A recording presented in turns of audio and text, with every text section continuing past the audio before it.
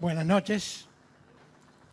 Saludo a todos los que nos saludé y también a los que nos están viendo o nos verán por YouTube. Yo le llamo a YouTube el quema mensajes, porque yo suelo repetir mis mensajes y resulta que ahora se me complica la cosa. Pero bueno, es la primera vez que divido un mensaje. ¿Quién estuvo el 18 de julio cuando hablé de... Sí, mi señora ya sé que estuvo. Porque viene conmigo. Cuando hablé de la parábola del hijo pródigo. Qué poquitos.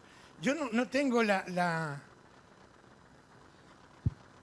facilidad que tiene mi hijo Pablo en reenganchar. Cuando se juega a la conga, cuando yo jugaba a la conga, se podría, ustedes sabían lo que es reenganchar, entrar con el que tiene más puntos. No sé para qué, pero bueno. Vamos a ver cómo me va.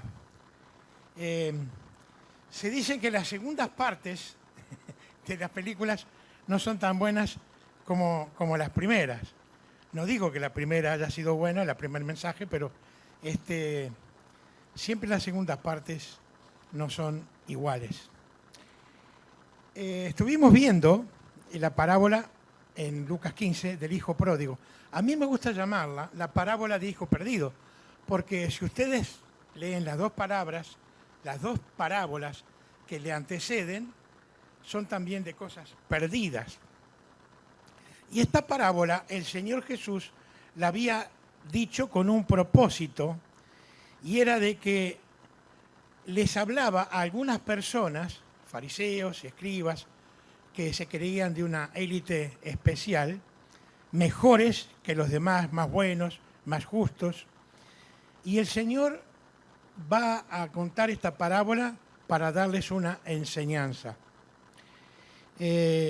Trata esta parábola de un hombre que tenía dos hijos, un hijo mayor y un hijo menor. Y veíamos que el padre de la parábola está representando a Dios. El hijo menor nos está representando a nosotros, aquellos pecadores que hemos venido al Señor y le hemos recibido como nuestro Salvador. Y el hijo mayor está representando a aquellos que, como esos hombres, se creen buenos, se creen mejores que los demás. Y por lo tanto son desagradecidos y piensan que no necesitan a Dios en sus vidas. Ahora, yo había titulado la primera parte de este mensaje Esperando que vuelva. Y sin duda estaba haciendo referencia a aquel padre que esperaba la vuelta de su hijo, que se había ido de la casa paterna, esperándole cada día a que volviese. Y vamos a leer nuevamente esta parábola, especialmente por aquellos que no estuvieron, para que tengan por lo menos una idea de lo que hablamos ese domingo 18 de agosto. Empezamos a leer en el versículo 11. Ustedes después en casa pueden leer las dos parábolas anteriores. También dijo, un hombre tenía dos hijos, y el menor de ellos dijo a su padre, Padre, dame la parte de los bienes que me corresponde, y le repartió los bienes. No muchos días después, juntándolo todo, el hijo menor se fue lejos a una provincia apartada, y allí desperdició sus bienes viviendo perdidamente. Y cuando todo lo hubo malgastado, vino una gran hambre en aquella provincia y comenzó a faltarle. Y fue y se arrimó a uno de los ciudadanos de aquella tierra, el cual le envió a su hacienda para que apacentase cerdos. Y deseaba llenar su vientre de las algarrobas que comían los cerdos, pero nadie le daba. Y volviendo en sí dijo, ¿cuántos jornaleros en casa de mi padre tienen abundancia de pan y yo aquí perezco de hambre? Me levantaré, iré a mi padre y le diré, Padre, he pecado contra el cielo y contra ti, ya no soy digno de ser llamado tu hijo, hazme como a uno de tus jornaleros. Y levantándose vino a su padre. Y cuando aún estaba lejos, lo vio su padre y fue movido a misericordia. Y corrió y se echó sobre su cuello y le besó. Y el hijo le dijo, Padre, he pecado contra el cielo y contra ti, y ya no soy digno de ser llamado tu hijo. Pero el padre dijo a sus siervos, sacad el mejor vestido y vestidla y poned un anillo en su mano y calzado en sus pies. Y traed el becerro gordo y matadlo, y comamos y hagamos fiesta, porque este mi hijo muerto era, y ha revivido, se había perdido y es hallado. Y comenzaron a regocijarse. Y su hijo mayor estaba en el campo. Y cuando vino y llegó cerca de la casa, oyó la música y las danzas. Y llamando a uno de los criados le preguntó qué era aquello. Él le dijo, tu hermano ha venido y tu padre ha hecho matar el becerro gordo por haberle recibido sano, bueno y sano. Entonces se enojó y no quería entrar. Salió, por tanto, su padre y le rogaba que entrase. Mas él, respondiendo, dijo al padre, he aquí, tantos años te sirvo, no habiéndote desobedecido jamás, y nunca me has dado ni un cabrito para gozarme con mis amigos. Pero cuando vino este tu hijo, que ha consumido tus bienes con rameras, has hecho matar para él el becerro gordo. Él entonces le dijo, hijo, tú siempre estás conmigo y todas mis cosas son tuyas. Mas era necesario hacer fiesta y regocijarnos, porque este tu hermano era muerto y ha revivido, se había perdido y es hallado. Habíamos quedado en todo el proceso de el atrevimiento del hijo de pedirle al padre la parte de la herencia. El hijo se va, vive perdidamente, gasta todo lo que tiene, hasta que cae allí cuidando cerdos en un chiquero. Y habíamos quedado en el versículo 20, cuando aquel hijo decide dejar aquel chiquero y volver a la casa de su padre. Y esta es la parte más conmovedora de esta parábola. Es el reencuentro tan emotivo de aquel hijo volviendo a su casa. Y además, una gran sorpresa para aquel hijo, porque leímos cuando aún estaba lejos, aquel padre lo ve regresar. Yo pensaba, ¿sería casualidad que el padre ese día justo miró el camino y lo vio venir? Yo creo que no. Yo creo que el padre cada día estaba pendiente, mirando aquel camino, esperando el regreso de su hijo. Y aquel padre le ve regresar a su hijo amado y hace una cosa increíble, que no era muy común en aquel tiempo que una persona mayor lo hiciese. Dice, salió corriendo a recibirle. Leamos otra vez el versículo 20, porque me encanta. La segunda parte dice, y cuando aún estaba lejos, lo vio su padre. ¿Cómo lo reconoció? Y fue movido a misericordia, y corrió, y se echó sobre su cuello, y le besó. Le soy sincero, a mí me conmueve la actitud de este padre misericordioso, perdonador, compasivo y amoroso. Y no un padre que le recrimina el haber ahora vuelto en ese estado calamitoso, sino un padre que a pesar de su estado lo abraza y lo besa. No le importó que estaba tan sucio y olía tan desagradable. Era su hijo querido. Lo abrazó y lo besó. Yo no sé si ustedes alguna vez estuvieron en un chiquero. El olor no es agradable. Él lo traía impregnado en sus ropas. Sin embargo, debajo de ese olor desagradable, debajo de esos andrajos de la vestidura de su hijo, que no tenían nada que ver como cuando se fue. Estaba su hijo amado. Yo dije en la primera parte que este hijo, o en este hijo, estábamos representados todos aquellos que como pecadores hemos venido a la casa del Padre, a Dios. Y a pesar de nuestros pecados, Él nos estaba esperando con los brazos abiertos, con ese amor inigualable. Porque de tal manera amó Dios al mundo que ha dado a su Hijo unigénito, para que todo aquel que en Él cree no se pierda, mas tenga vida eterna. Y nos perdonó cuando le pedimos perdón por nuestros pecados y nos lavó con su sangre derramada en la cruz.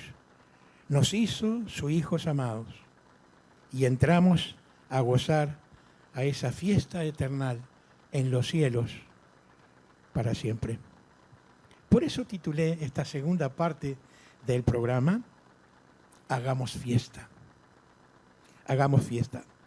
El motivo principal de esta fiesta era el regreso del hijo menor, quien ahora sí, después de todo el desastre que había hecho con su vida y con sus bienes, ahora sí va a valorar en su justa dimensión el amor inconmensurable de aquel padre que le recibió otra vez como hijo.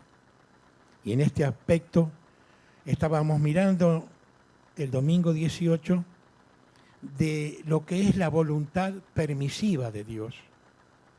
¿Por qué Dios permite que alguno de sus hijos se vaya de la casa del Padre? Y Dios, como aquel Padre, no interfiere en esa decisión equivocada de su hijo menor y lo deja marchar.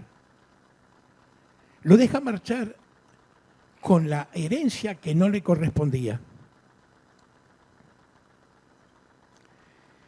Y Dios, queridos, permite a veces que nosotros nos creamos tan suficientes sin Dios para hacer lo que queremos con nuestras vidas y con las bendiciones que Él nos da.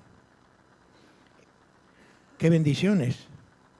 La salud, el dinero, las posesiones, lo que tenemos. Podemos disfrutarlas pensando que no necesitamos a Dios como aquel hijo. Y nos dio el libre albedrío.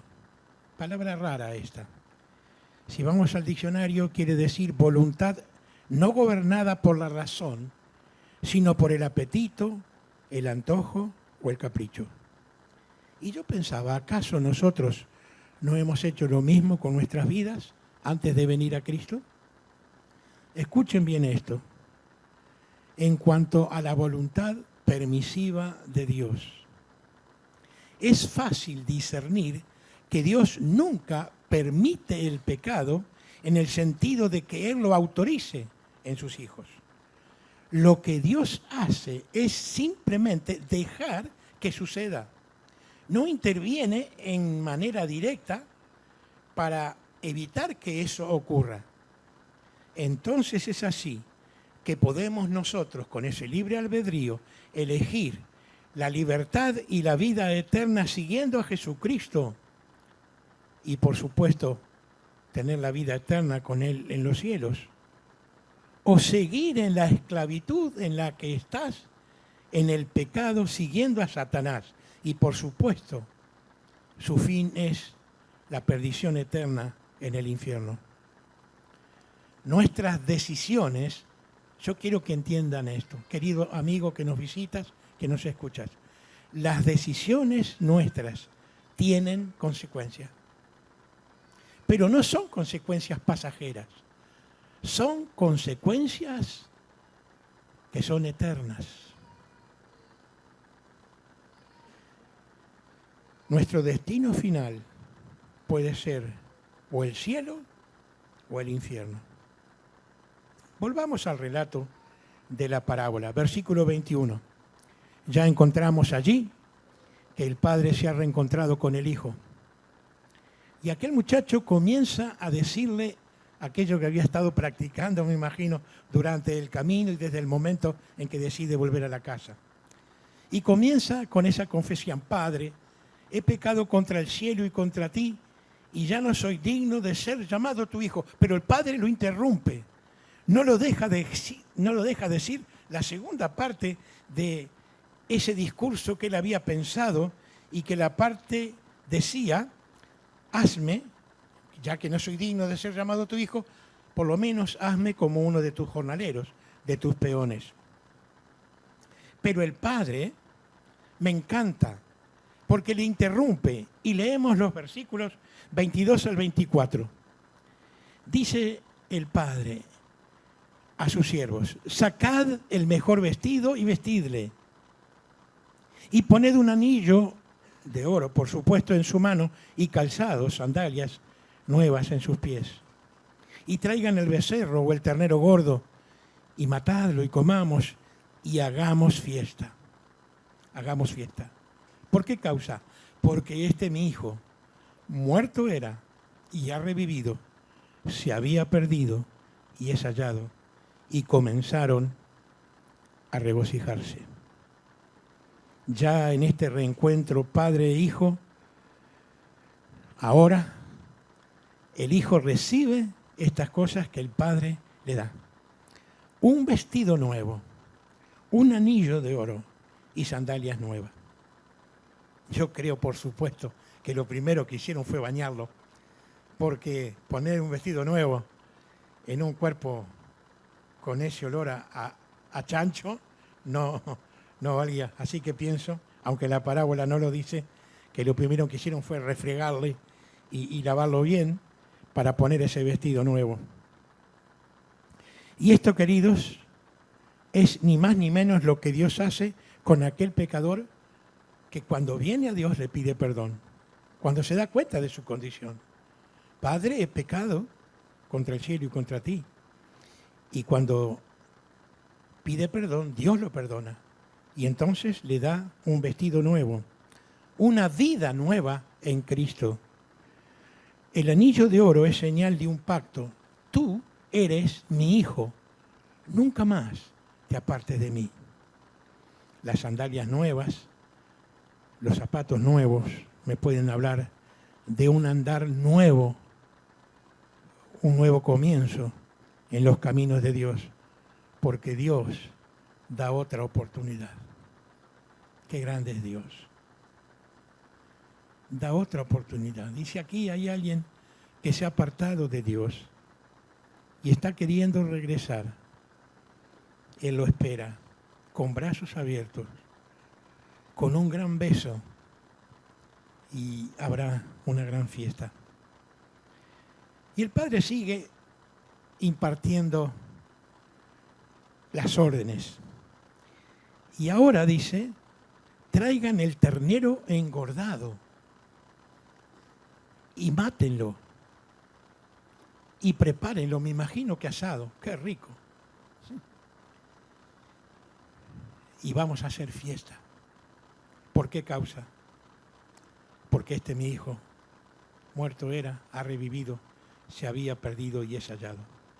Como les decía, en las dos parábolas que anteceden a esta, son parábolas en las cuales encontramos también las cosas perdidas, la oveja y la moneda. Y ambas parábolas terminan con esto. Damos vuelta a la hoja para atrás, Lucas 15, versículo 6. Dice: y al llegar a la casa, aquel que buscaba la oveja, reúne a sus amigos y vecinos diciéndoles: gozaos conmigo, porque he encontrado mi oveja que se había perdido. Dice el Señor: os digo que así habrá más gozo en el cielo por un pecador que se arrepiente que por 99 justos que no necesitan de arrepentimiento. Y el versículo 9 nos habla de la mujer que dice: y cuando la encuentra a la moneda perdida, reúne a sus amigas y vecinas diciendo: gozaos conmigo porque he encontrado la dracma. Sin duda era una colección que había perdido. Así os digo, dice el Señor, que hay gozo delante de los ángeles de Dios por un pecador que se arrepiente. Y saben, lo interesante es que esto no cambió. Hoy también, aquel que acepta a Cristo, que le recibe como Salvador, o aquel que vuelve a Cristo,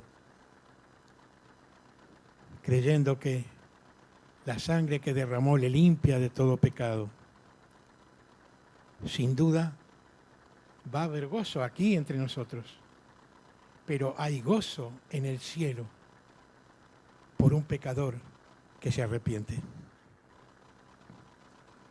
Pensaba, ¿habrá alguien aquí para que haya gozo entre nosotros y en el cielo por alguien que acepta a Cristo como su Salvador?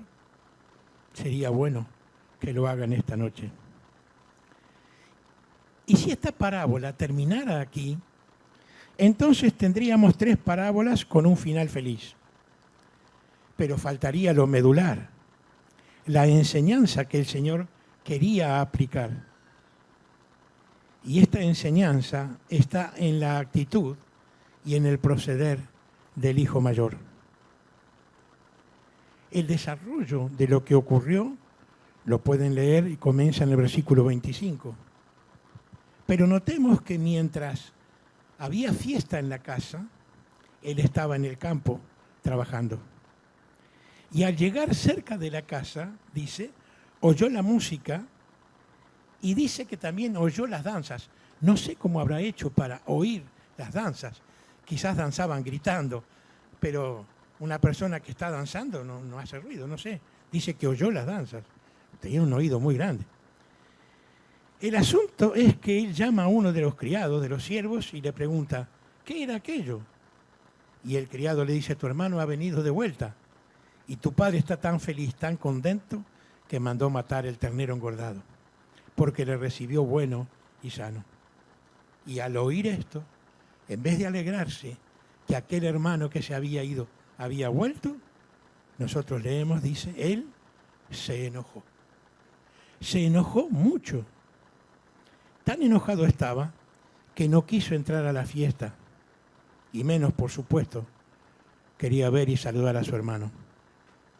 Y yo quiero ahora resaltar la actitud del padre porque es interesante. Así como salió al encuentro del hijo menor que volvía corriendo, así también sale ahora a rogarle al hijo mayor que entre a la fiesta. Hay una invitación. Únete con nosotros. Entra a la fiesta. Pero el hijo mayor comienza a decirle a su padre, versículos 29 al 30.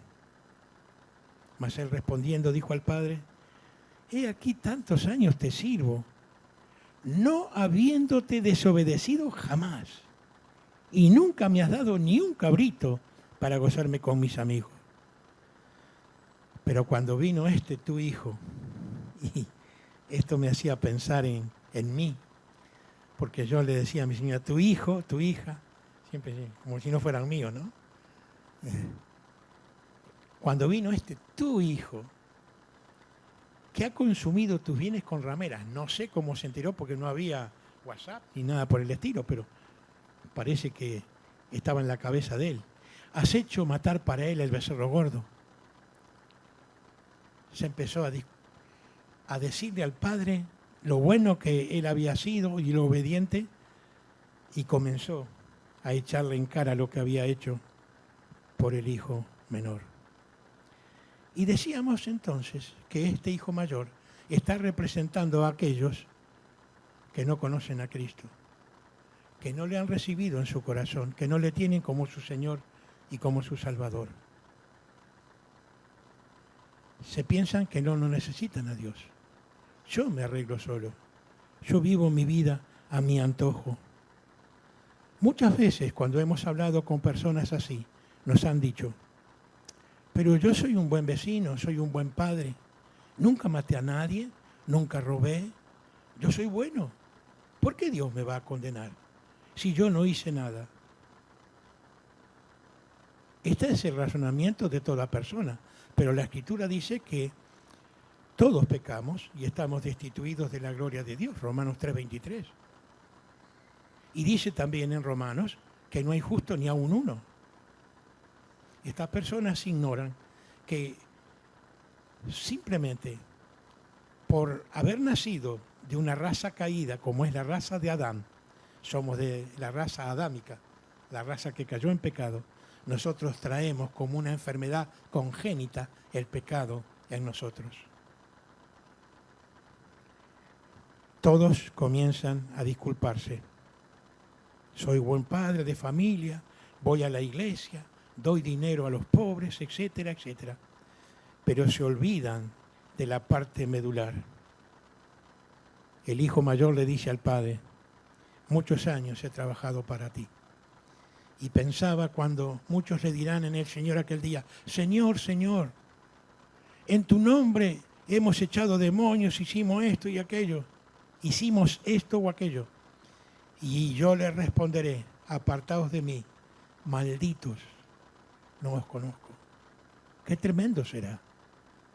No basta con venir, con concurrir, con cantar con nosotros, con sentirse conmovido por los mensajes, sino aceptar a Cristo en realidad.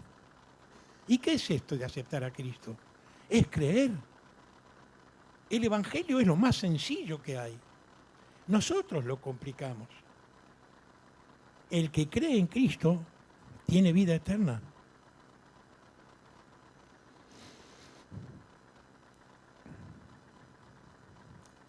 Hay una fiesta que está preparada para aquellos que vienen a Cristo.